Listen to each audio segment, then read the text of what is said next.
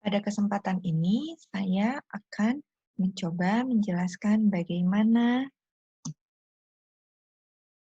cara mendesain primer dengan menggunakan NCBI. Selamat menonton.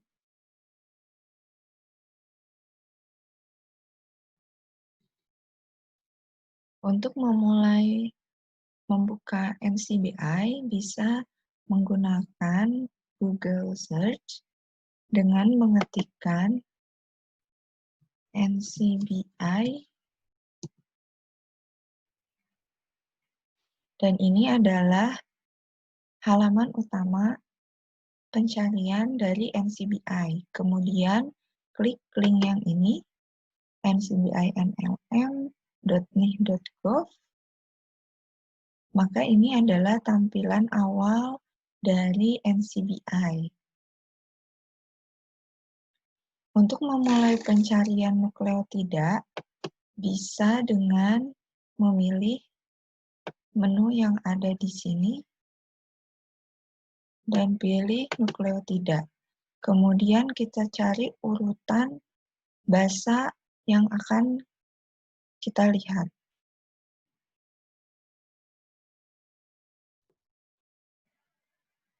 Selanjutnya kita bisa masukkan di sini pencarian kita.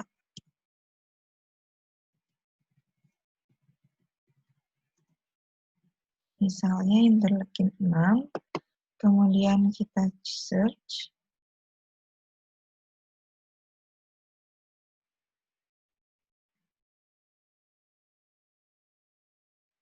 Ini adalah hasil dari pencarian interleukin 6. Nah, di sini ada berbagai macam. Kemudian kita bisa pilih di sini organismenya.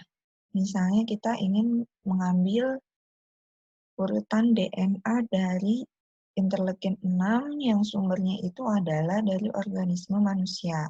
Ya, kita pilih Homo sapiens.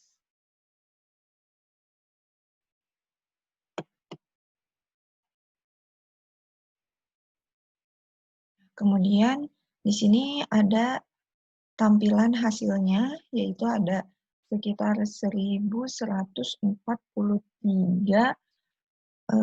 urutan DNA yang ada di database ini. Ya, kemudian kita bisa pilih, biasanya itu yang paling atas itu dia menunjukkan urutan DNA yang paling lengkap. Atau juga kita bisa mencari yang lainnya tergantung dari urutan DNA yang lebih spesifik. Misalnya ini interleukin 6 yang ada di sel B, atau yang ini ada di sel mononuklear tonsil. Kita bisa pilih satu yang paling atas, yang dia mengandung konflik CDS, klik.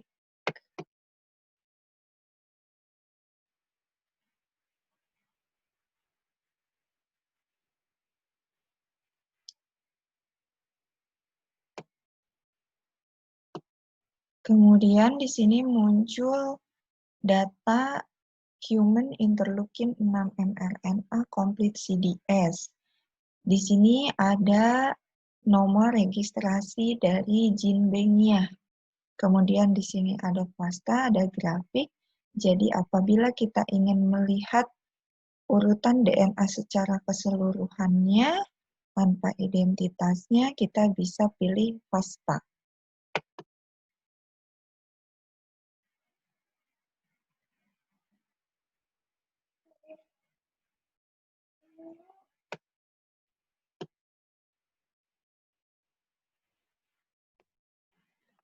Setelah muncul tampilan urutan DNA ini, kita bisa langsung memilih pick primer untuk melakukan penentuan urutan primer PCR, ya. Di sini langsung akan terkoneksi ke primer BLAST. Atau juga jika ingin melihat identitas yang tadi dari human interleukin mRNA, bisa lihat di sini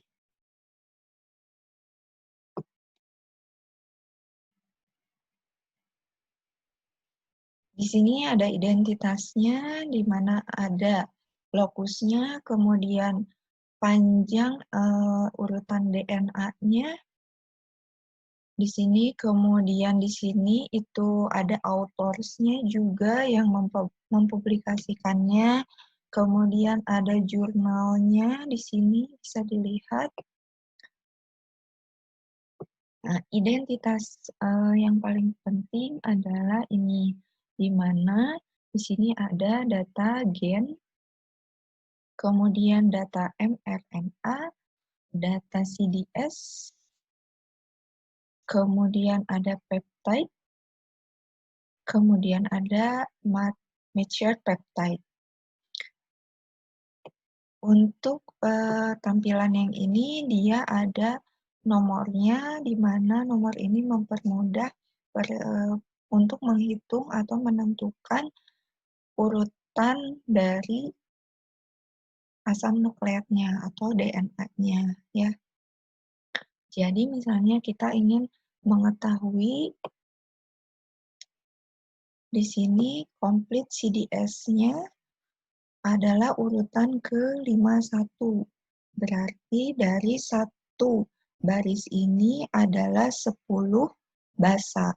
Maka 10, kemudian 20, 30, 40, 50, kemudian 51. Maka 51 ini dimulai dengan basa adenin sampai urutan ke-689, maka 689 berada di 661, 670, 80, 690. Nah, 689 itu ada di sini, di daerah sini. Jadi, kalau kita pilih CDS-nya saja, maka urutannya dari sini sampai 689.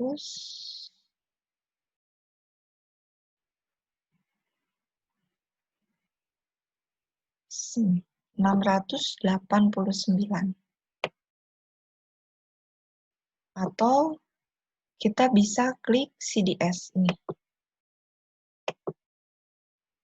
Kita bisa langsung klik CDS-nya, kemudian akan memblok secara otomatis. Ya. Nah, di sini juga kita bisa lihat kalau urutan DNA ini kita translasi atau kita ubah menjadi urutan protein, ini adalah urutannya. Di mana huruf-huruf ini adalah mewakili asam amino.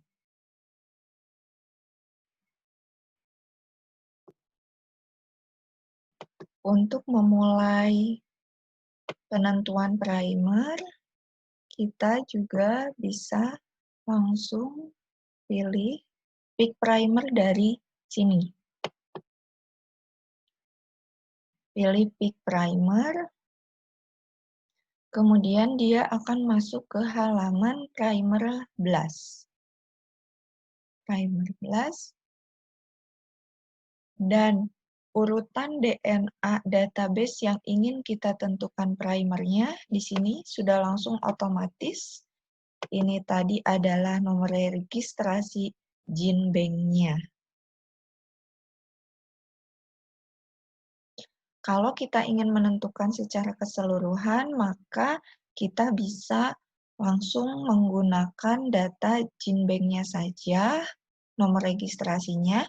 Tapi apabila kita ingin menentukan daerah atau urutan yang lebih spesifik, maka kita bisa masukkan atau cantumkan urutan DNA keberapa di bagian forward dan reverse-nya. Kemudian di sini ada identitas atau parameter dari primernya. Di sini disesuaikan dengan kebutuhan atau data kita yang ingin kita dapatkan. Misalnya PCR produknya antara 70 sampai 1000 pasang basa. Kemudian di sini untuk melting temperatur yang nanti akan berhubungan dengan suhu dari annealing pada proses PCR, maka bisa ditentukan nilai minimalnya berapa, kemudian optimal, dan nilai maksimal. Di mana di sini ada nilai atau perbedaan suhu meltingnya dibandingkan terhadap yang optimal. Jadi kalau perbedaannya 3 derajat, maka minimal kalau kita ingin yang optimalnya adalah 60, maka perbedaannya 3 derajat ke bawah dan 3 derajat ke atas. Kemudian ada menu Exon Intron. Di sini bisa digunakan data yang default dari primer blast. Kemudian di sini jika kita ingin mencari lebih spesifik, bisa menggunakan klik checklist ini. Kemudian jika kita ingin mencari secara keseluruhan, ini bisa dihilangkan. Dan di sini pilih automatic. Untuk database-nya, kita pilih MR. Kemudian di sini maksimal target kita adalah 4000 dan bisa langsung get primer.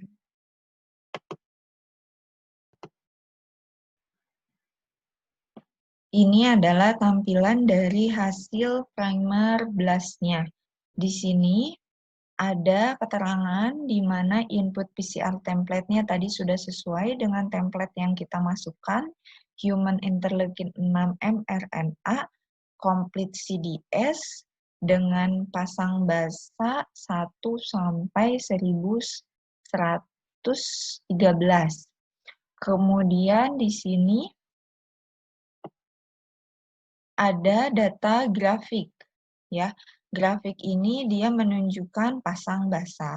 Karena tadi dipilih 5 pasang primer yang ingin ditentukan, di sini bisa dilihat primer 1 itu adalah panjangnya 20 dengan nilai TM-nya adalah 59,97. Kemudian nilai GC-nya adalah 55%. Kemudian reverse-nya ini adalah urutannya dari 458 sampai 477 dengan panjang 20, di mana TM-nya adalah 59,96. Jadi nilai TM ini karena berpengaruh terhadap suhu annealing, sehingga perbedaan TM antara forward dan reverse itu tidak boleh terlalu jauh. Kemudian kalau kita lihat lagi di sini, untuk primer yang keempat, dia juga 59,96, tapi persen GC-nya lebih besar, yaitu 60%. Forward dan reverse-nya adalah 55%. Selain dari grafik, juga di sini disediakan urutan dari masing-masing primer. Ya, jadi pada saat kita akan memesan atau mendesain primer, kita bisa memberikan data ini. Kemudian ada juga di sini adalah product length atau panjang hasil PCR-nya nanti. Jadi untuk primer pasangan ke-1, dia akan dihasilkan 403 base pair. For pasangan yang kedua, yaitu 402, kemudian pasangan yang ketiga itu 90, dan pasangan yang keempat 342, Pasangan yang kelima adalah 187.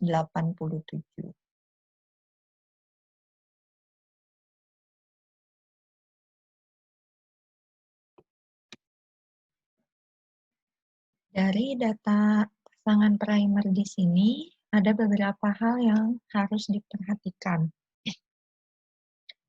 Nilai TM ini sudah dijelaskan bahwa dia akan berpengaruh pada suhu annealing, sehingga lebih baik disesuaikan dengan persyaratan suhu annealing, yaitu antara 50 sampai 60, di mana TM ini adalah bisa 5 derajat di atas dari TA, atau sebaliknya. Jadi nilai TA itu adalah nilai TM dikurangi 5 derajat.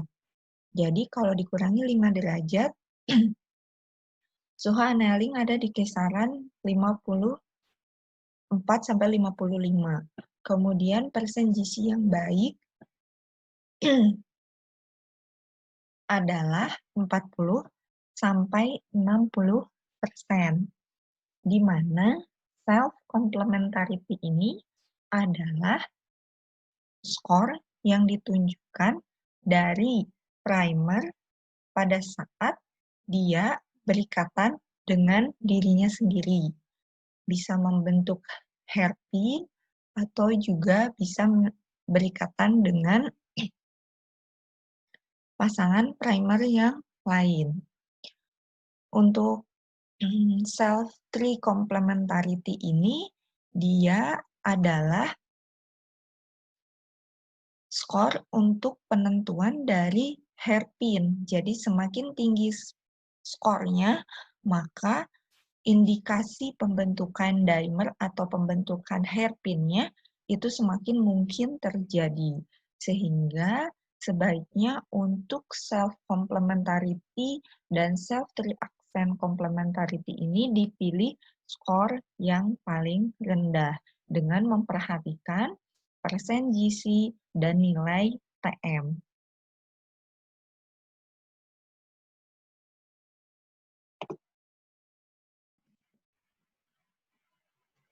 Terima kasih sudah menyimak, selamat mencoba.